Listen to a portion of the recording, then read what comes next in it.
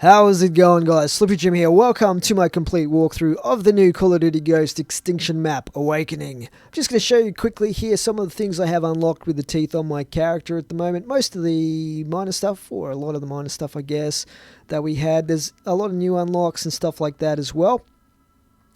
I don't have the major ones like the Hypno Knife for the Rhino or the extra locker key at the start or anything like that.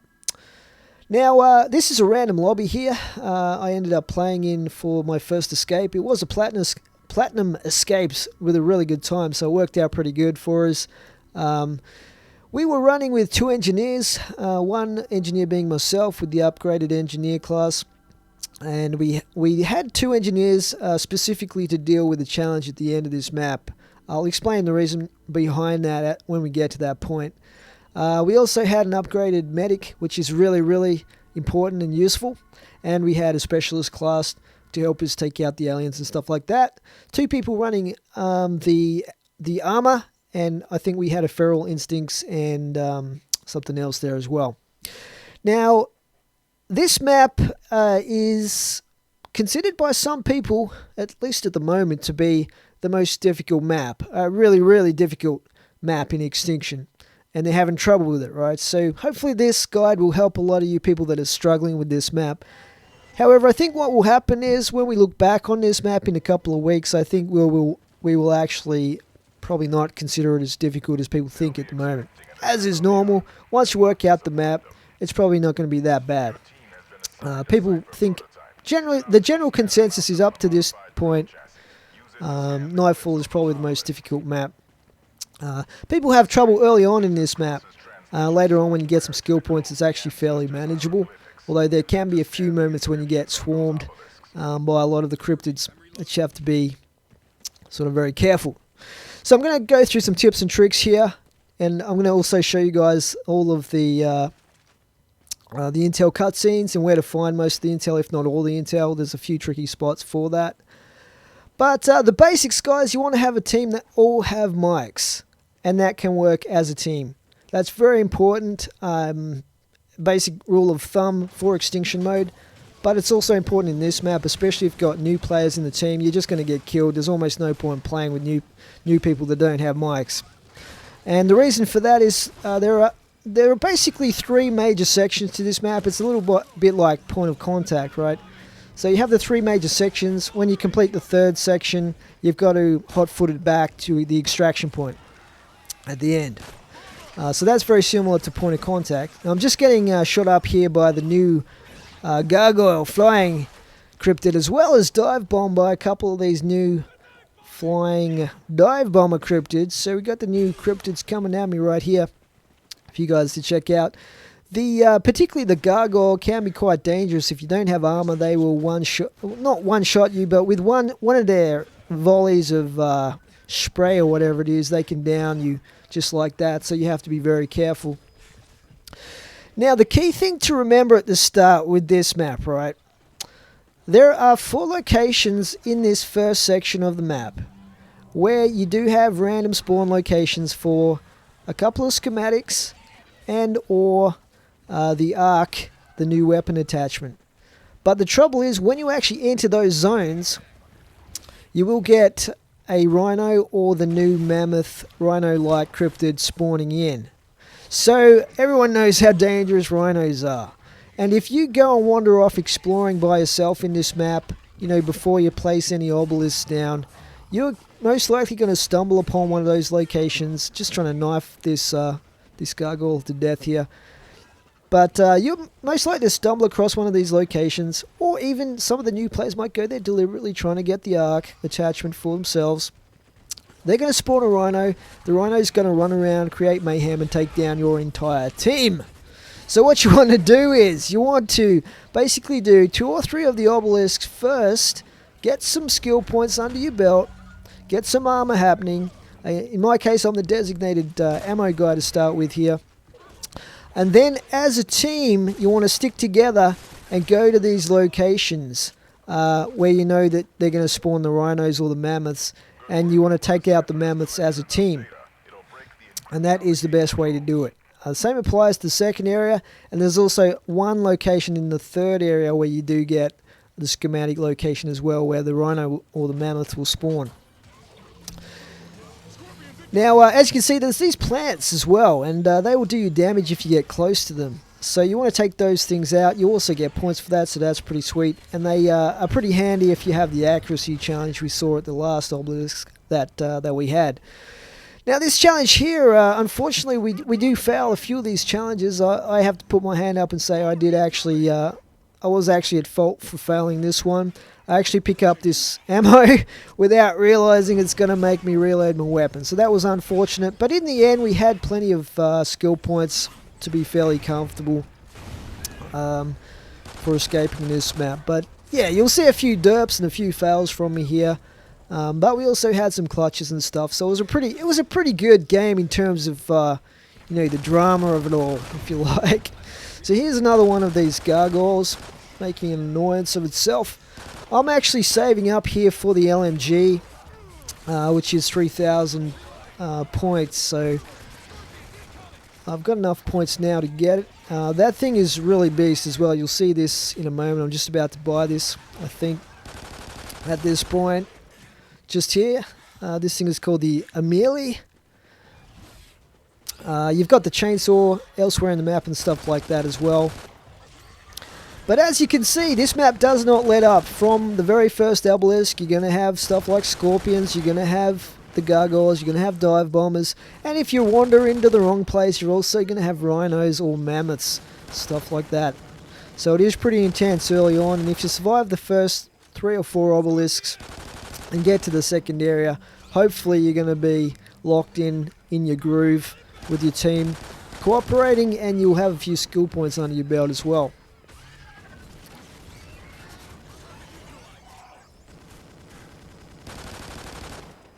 Now, a couple of the guys on the team here were running pistols only, I believe. The reason for that is obviously get more points, but also they were mainly going to be upgrading and then focusing on using the grenade turrets, which is really, really effective and powerful weapons. But you can't have everyone using the grenade turrets either. It's good to have a few players to watch their back and stuff while they're using those. And that's why you see later on they get a ton of kills with these things, and they're very, very effective now that they've buffed them back to what they used to be. So obviously it goes without saying you want to get your engineers to plant the drills each time. It's very frustrating for me because I've been playing a lot as an engineer lately. When I get on a team and non-engineers immediately pick up the drill and plant it all the time and just don't get it, you know what I mean? And these are people with prestiges and stuff like that. So just trying to take out the scorpion over there, but this is one of the challenges to spend the 10,000 points. Unfortunately, I had next to no points here at this point. I can't actually remember if we get this one or not, but we probably do, I'd like to think. We'll soon find out anyway. The other thing that these guys had going was these IMS devices, and these are really, really effective actually once you upgrade them, especially because they give you a zone. It's kind of like a safe zone where you can hang out, and they'll take out any cryptids that come into the location. So here we've got some crazy cryptid air support coming in. I'm in a bit of trouble here with my health as well. We've got the couple of gargoyles up there, some dive bombers coming in as well. Dive bombers do basically kamikaze runs where they'll blow themselves up, trying to take all the drill out. But I don't find them too much of a problem. They're sort of a little bit like those other aliens that explode, the Seekers.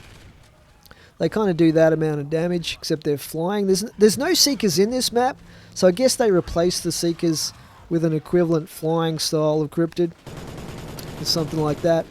Now these big mushroom-looking things as well, you can jump on those, and they'll basically fling you a little bit of extra distance. So we get a rhino here spawning in, and one of our team goes down, so I'm just reloading. This thing is a very, very slow reload on it, unfortunately, but once the dude who's doing Feral Instincts starts dropping that, it gets a little bit quicker to reload this thing. But That team support stuff, you want to just drop that continually once you're topping up, once you're hitting your point cap, because it really does help out the team. Sometimes people forget to drop ammo or armor, and it just cripples the team when that happens. You shouldn't have to keep asking for it. It should just be dropped automatically. And you'll see me dropping ammo fairly regularly through this gameplay. We were using the explosive ammo, I guess. Well, I don't have any of the ammo upgraded prior to this gameplay, so I now do, but it's a fairly effective type of ammo to use anyway. I guess that's why it's the only one that doesn't have the upgrade option. Okay, so I have full ammo here. Now, the other things that I have equipped, which I'll talk about, is the riot shield. And I deliberately chose to equip that for this map because basically I'm going to serve as a decoy. And what we're doing now is we're going down as a team. We're going to take out the rhinos in the different areas where the schematics have some spawn locations, and hopefully find the arc attachment as well. So you can see I've deployed the riot shield. I'm going to be the distraction here. So basically hiding behind this riot shield, this is actually the mammoth, the new rhino-like cryptid. You can see it's got like a blue sparkly effect on its armor. It also goes underground a fair bit, and you can see it pounding on the ground, and when it does that it will spawn in some extra cryptids. They look like hunters as well to attackers, but you can just see how quickly we took that guy out because we were there as a team ready for that. But you don't want to just wander solo into this area and do your team, like, you know, cause problems for your team. So I hit the locker there. I don't really need that because I'm going with this melee anyway. So we're just going to go through at this point. I didn't really want any of those two schematics. I was after the Venom schematic, or the there's a new Venom grenade schematic, which is quite powerful. You get 5 grenades out of it, which is pretty cool, and they're very, very powerful, as you can imagine. So at this point, we're going to go through to all of the locations where the schematics or the arc can spawn, and where the rhinos or mammoths will spawn, and take these guys out. So here's another. I think this is a mammoth as well. Yeah, it is. They look very, very similar to rhinos. Now I'm creeping back here as well, just kind of quietly trying to find the arc attachment to get that, because and I do find it back here. I think I do anyway, back here somewhere. So did I find that? I thought I found it in this location, but still can't find the Venom schematic, unfortunately. Maybe I didn't. I thought I did get it, but maybe not. Maybe it's back in this location. I can't remember this game very well. But this is one of the other locations. This one around the corner from the... There it is right there. So we get the arc. And as you can see, it's actually just a muzzle brake. That's all that it is. It's an upgraded muzzle brake. It actually adds a lot of kick to your weapon as well. So it makes it a little bit harder to aim, even with a grip. But it just drills through the aliens. It's like it just pops the smaller ones and does a lot of damage to the bigger ones as well. It is really, really good if you can get this. There should be 4 of them located throughout the 3 areas, so eventually everyone can potentially get them. But 2 of our team, as I said, are doing pistols only, so you can't attach it to pistols. They're not going to even need it. So yeah, it's pretty good, but yeah, not sure it's quite as good as pack-a-punching in zombies, but I guess they're trying new things out. And to be honest, I am enjoying the Extinction mode quite a bit. Okay, so now what I'm doing here is I'm looking around for some schematics and stuff like that, because I really did want to find the Venom schematic to help take out the rhinos quicker. I get yet another locker key. I don't end up really needing any of these. I find about 3 or 4 of them. I think they must have increased the number of locker keys lately, because there was a period there where I never found any ever, and I searched every single box in the maps, and just lately I've been finding a ton of them. So maybe they've changed that a little bit. Now there is a little cave up top here as well. That's another spot. It's kind of a very small cave up here that you can climb up to. And this is a location as well for one of the intel pieces that sometimes it's the last one people find, because it's in a kind of a tricky to get to spot, or a spot that people can overlook. So one of our team members had this hypno trap, and because we know the rhino or mammoth is going to spawn up here, we're going to take this up here and get this rhino on our team. So we're luring him into the trap here, and he's going to be part of the team very shortly here.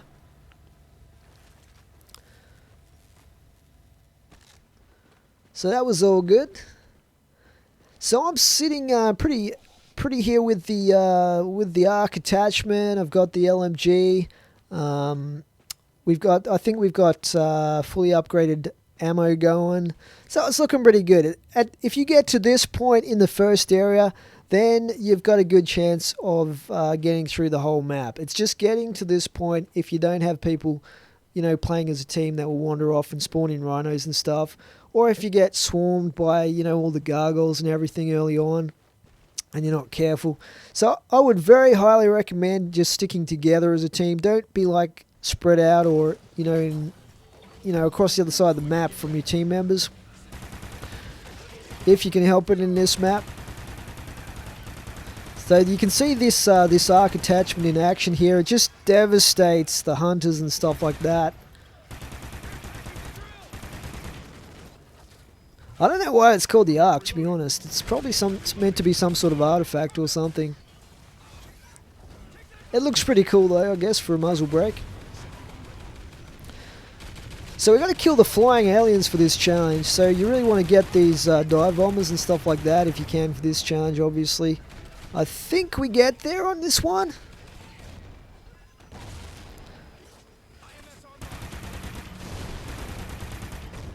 And we actually have end up having both the rhino and the hunter.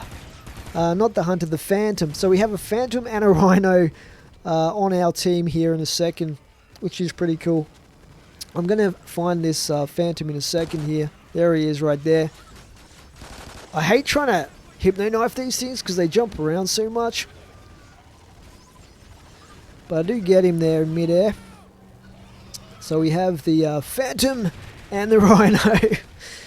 It's pretty comfortable here for us at this point.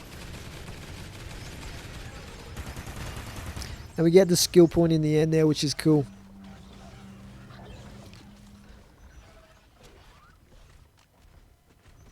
So you'll probably notice here with that upgrade to the turret, with the teeth upgrade, which makes it last longer, it's actually really, really durable. Like, my turret lasts for absolute ages. We end up getting another rhino here. So we're going to have some rhino on rhino action coming up here in a second. The rest of the team were kind of just like, ignoring the Rhino v Rhino fight that was going on over here, but I wanted to help out our Rhino so he didn't take too much damage from the other one, so he could last a bit longer. So I was trying to take out that second Rhino there. It would have been a lot quicker with the armor-piercing ammo, obviously, but we were going with the explosives, so you got to use what you got.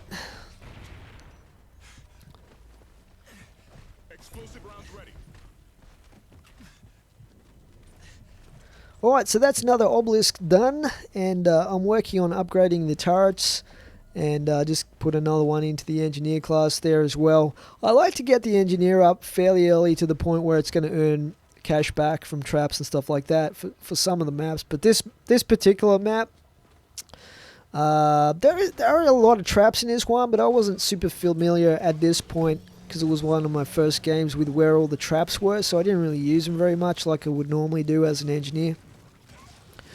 They do come in handy though towards the end there if you're trying to run back to the evacuation zone to switch on some traps as you go to basically distract and kill a lot of the aliens that are following you.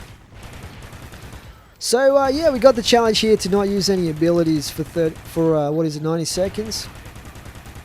As long as everyone is aware, we were shouting out these challenges as we went, but even so, sometimes even after we'd shouted out, some people would unfortunately forget about it and cause us to fail it. But you just got to deal with that sometimes and move on from that.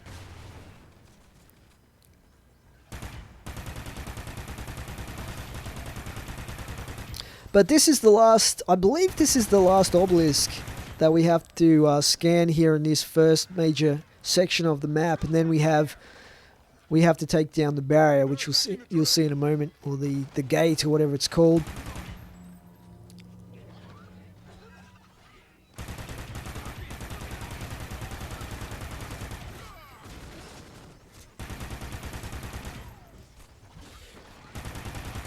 So yeah, you definitely want to take out those scorpions pretty quickly, because they can jump around in some crazy places and do you a lot of damage very, very quickly. You don't have to worry too much about the little stuff. And we get another rhino over here, so I've got the right shield out to distract this guy. I think this is the point where I do take a fair bit of damage off this guy. We got the IMS going as well, and I think he might even down me at this point. I try and run away, but... So yeah, you want to call that out. If you're doing the right shield thing, you want to call it out so that your team are aware that they're supposed to be, you know, taking the rhino down.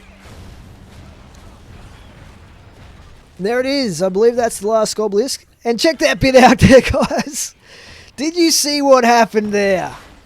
I don't know if you saw that, but basically I was jumping across the gap, and my team member was jumping across towards me. We both collided in midair, and I like ricocheted off into the abyss and got down. it was actually pretty funny. We were laughing about it in game here, but I'm going to show you guys this vanguard that you get into.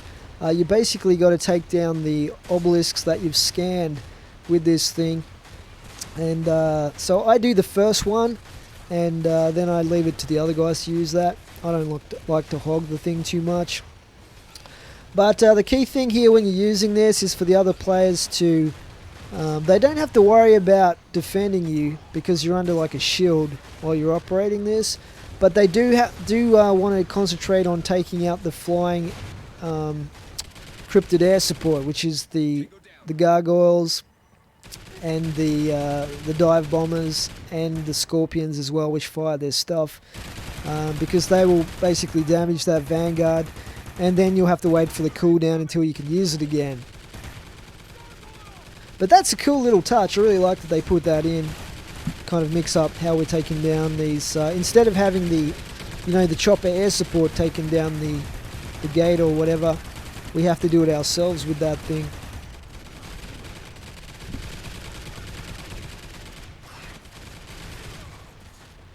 Yeah, but this squad was, these were pretty cool guys. Like I said, it was a random lobby I got into, and we played 3 or 4 games together. These were some pretty chill guys. They're from the US. I think 2 of them were mates already, and another guy came in the lobby as well. So it's always good when you get in a relaxed sort of chill group. I hate it when there's like little kids that are know-it-alls that you get in your lobby, or you get aggro people like get real aggressive and go off at people and stuff like that. Or this was just a really good group. You play to have fun. You don't want to take it too seriously, and you don't want to be annoyed as well while you're playing it. Am I right? So I think we've got 2 more obelisks to take down. Now I believe you can actually shoot at these yourself as well with regular weapons to help take them down, but we were just concentrating on killing the aliens at this point.